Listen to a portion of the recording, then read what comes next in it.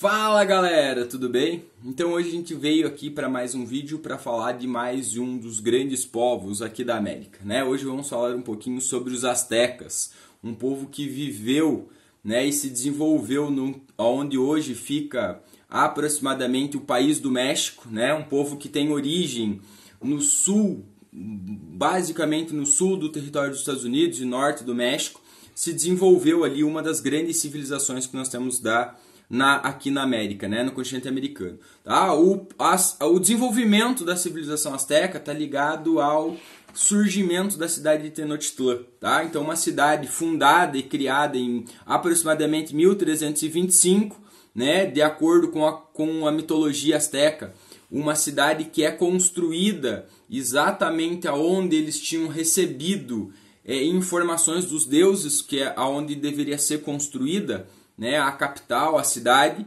Então ali se funda uma cidade com um grande apego à religião, né, aquilo que eles acreditavam nas suas concepções religiosas, e funda-se então uma cidade que vai se transformar no centro da civilização e do Império Azteca, né? Diferente dos maias, como a gente viu, que não se fala em Império Maia, mas em cultura maia, por causa da organização em cidades-estados dos maias, os astecas formaram então um dos grandes impérios aqui da América, né? Então a cidade de Tenochtitlan era o centro desse império e o imperador azteca era o grande chefe administrativo, né? Tanto no sentido político quanto no sentido religioso, tá? Então esse imperador e essa cidade de Tenochtitlan formaram o grande centro, aonde os astecas dominaram toda a região ao entorno deles, né? Os astecas chegaram a ter 38 províncias, né? Pequenas regiões que estavam subordinadas às leis e às regras impostas pelos astecas, tá? Então, por isso falamos em um império asteca, justamente por termos essa centralidade na figura do imperador e na cidade de Tenochtitlan, tá? Então é uma cidade que se desenvolveu assim de forma grandiosa, uma cidade que chegou a ter milhares de habitantes, uma cidade extremamente organizada, com uma rede de comércio muito grande, tá? Então os astecas formaram uma sociedade, galera, né, também com uma característica de hierarquização, tá? Então no topo da sociedade, o imperador, né, que também era considerado um deus, um representante dos deuses aqui na Terra, então ele tinha essa figura de divindade ao entorno dele, tá? E logo abaixo dele, então, sacerdotes e dignatários que formavam ou que exerciam as atividades civis e militares, tá, desse povo. Então o imperador como grande chefe, né, e figura central da cidade, logo abaixo sacerdotes e dignatários, e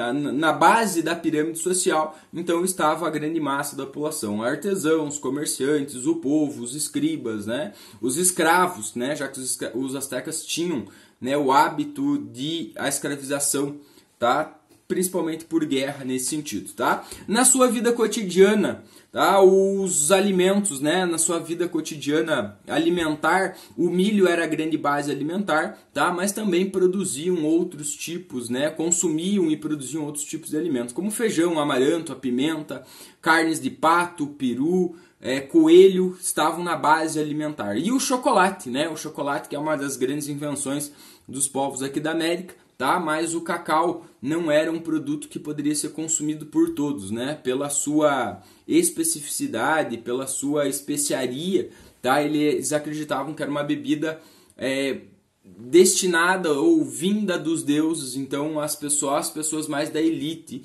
poderiam consumir essa bebida, tá? Então não era uma bebida aberta para todo mundo, que todos poderiam consumir, tá? Os astecas desenvolveram uma coisa também que foi muito interessante, que foi a ideia da educação, tá? Então os astecas também tinham escolas para as crianças. Então as crianças, quando chegavam numa determinada idade, elas iam para a escola, aonde essas crianças aprendiam de forma gratuita, né, obrigatória para todos, tá? Claro que com uma divisão, as crianças das famílias mais da elite, elas iam para uma escola onde elas aprendiam alguns conhecimentos mais especializados, como arquitetura, rituais religiosos, e as pessoas das classes mais simples iam para uma outra escola, né, onde elas, de uma forma geral, elas aprendiam funções, mais simples. Mas entre as educações recebidas pelos astecas estavam história, arquitetura, aritmética, astronomia, né, os rituais religiosos, o servir